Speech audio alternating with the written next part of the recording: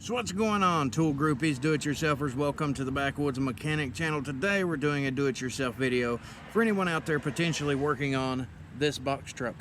This is a 2005 Chevy Express 3500 box truck. We're changing the front brakes. Of course, first things first, make sure you jack it up, make sure you got jack stands in place. Then proceed to take yourself a breaker bar, all that good stuff. Break your lug nuts loose. It is a 7/8 for the lug nuts. Of course, you got the outside cap you're going to want to take off there in order to access this big beast right here.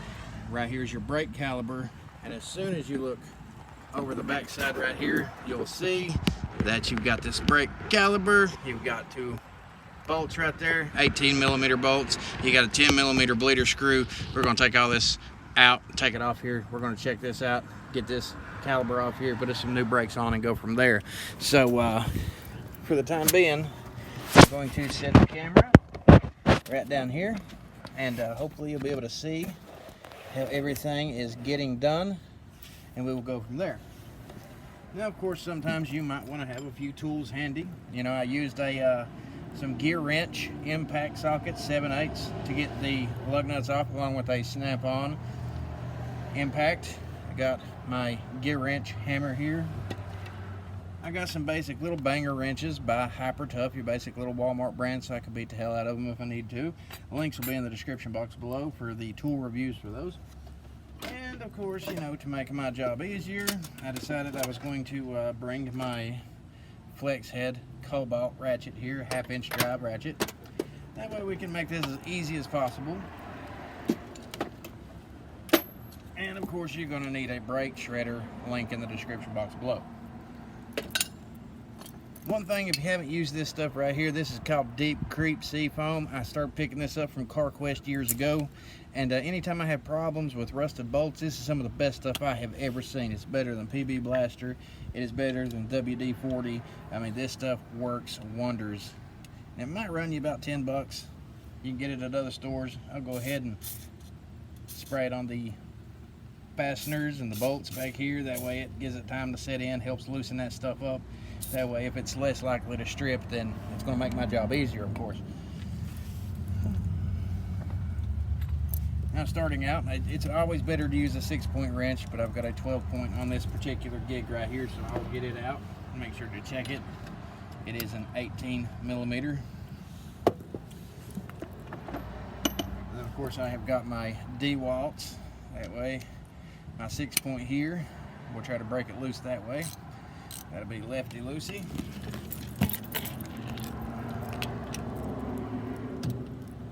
And lefty-loosey means it's going to be coming upward.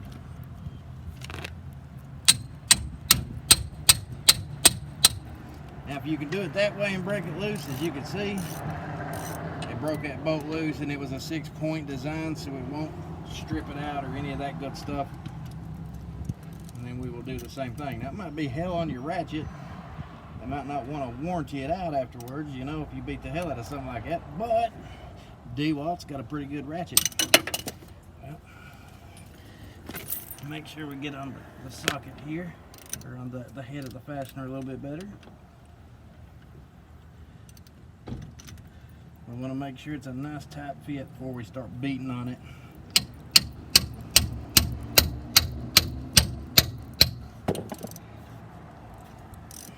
There we go. Now she is broke loose, so I can take the wrench, a ratchet wrench. But instead I'm going to use my flex head here by Kobalt 92, simply because it makes it easier whenever you can work in tight positions like this, as you can see right there.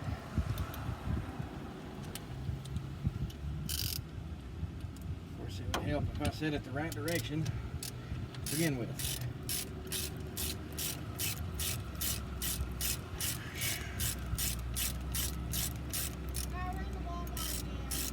Guys, you're on video. I'm going to have to start over.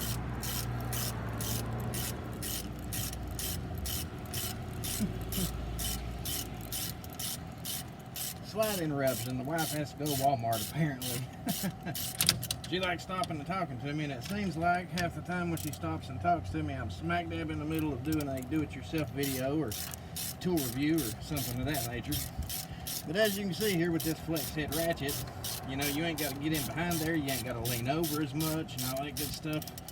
And it helps get your job done. So these are really good ratchets, and they're actually on sale right now for a pretty good price. So you can check out that tool review below. Get the links to that and all that good stuff. You need yourself a really good ratchet. That's why I like these things.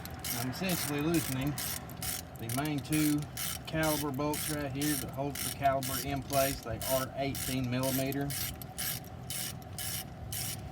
We're doing this all in real time so everybody sees that it's not going to take that long to get this done. You know, per side might take about 10-15 minutes. Got all the right stuff to do it with, won't be no problem. And of course, voila, you pull them out, you're going to have you some grease in place. Clean this thing up, put new grease in it when you put those pins back in.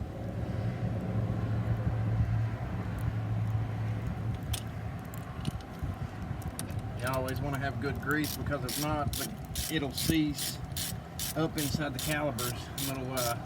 As they slide back and forth, it lets that caliber slide back and forth when you brake. And if they're not good and greased up and they dry out, it will cause you problems. It will seize up, and then you'll be in a world of hurt. You have to drill them out, tap them out, go buy a whole new caliber. So we're going to put some grease on those before we go back in there.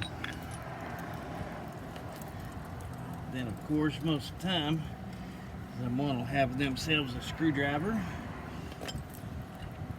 wrench, or anything that you can. Just kind of pull this thing back here a little bit. In this case, we're using a wrench. You pull that caliber up, it is the dual piston caliber. And then roll out. All you gotta do is pull these things off.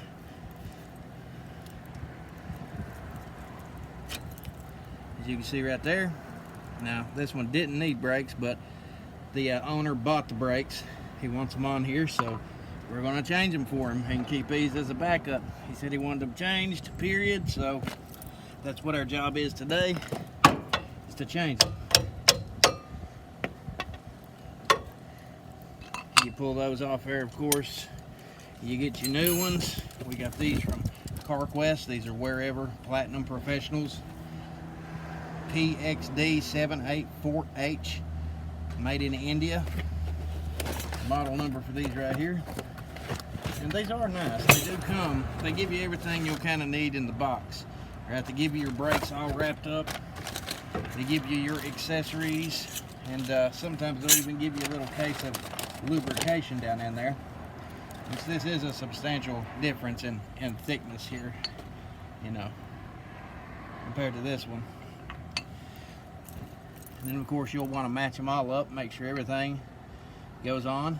In that case, these two are identical to each other, so that's what we're going to use there. That one will slide right back inside here. And sometimes you can take grease if you choose to and put grease down inside there and all that good stuff.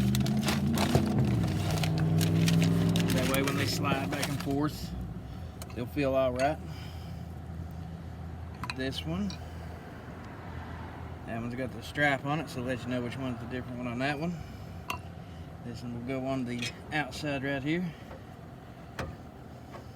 Now when these are a little bit tight, sometimes you might have to set them in here sideways.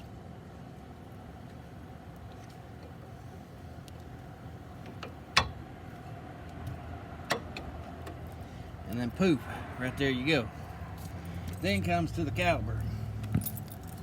Right here is your bleeder plug. That is a 10 millimeters right here up top. This is a dual piston caliber.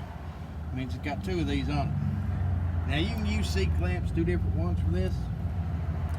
That's why I recommend this right here by Lissel. Brake spreader, be in the description box below. Now essentially what we're going to do is, I'll take our 10 millimeter right here. We're going to loosen this bleeder plug up. Don't bend the hose if you can keep from it. Put that on there. We're gonna loosen it up just enough to where it's gonna run out, but you're gonna want to make sure you got plenty of brake fluid, your hood's popped up, it's filled up, all that good stuff.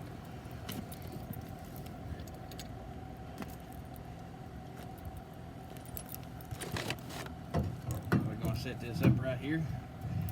We're gonna loosen this up whenever we're good and ready. But we're not going to loosen it too much. We're going to loosen it just enough to where she's going to bleed out when we press in the pistons. So when you take your brake spreader right here, you get this thing in a position that you need it in.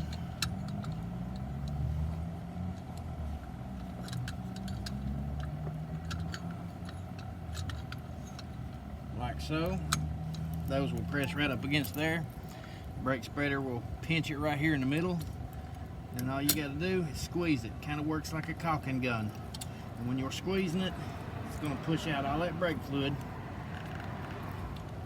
but it's going to push these pistons back into place where they belong. And you're going to do it nice and slow.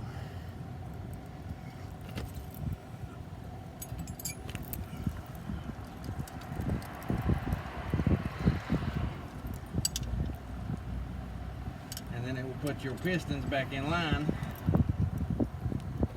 right where you need them at, and then tighten this bleeder plug back up. You tighten that bleeder plug back up, release the pressure on this thing. Make sure you got plenty of brake fluid in place. Slide this over your brakes, make sure everything fits and lines up. You're going to put yourself some new grease around these. Then you're going to line everything right back up, put it in place. You're going to want to make sure that it goes in between those rubber boots, that those rubber boots are not out of line or any of that good stuff. You don't want to tear those up because your grease will leak and all that good stuff. Same problem, could seize up on you. You don't want nothing to seize up on you, because that caliper needs to move freely back and forth. And once you get your grease back in place, you reassemble it. You take your ratchet, you get on each one of these 18 millimeters, you tighten them back up nice and tight. Make sure your bleeder's capped up nice and tight. Make sure you got plenty of fluid, all that good stuff. Tighten everything up, put your tire back on, go to the other side, and repeat.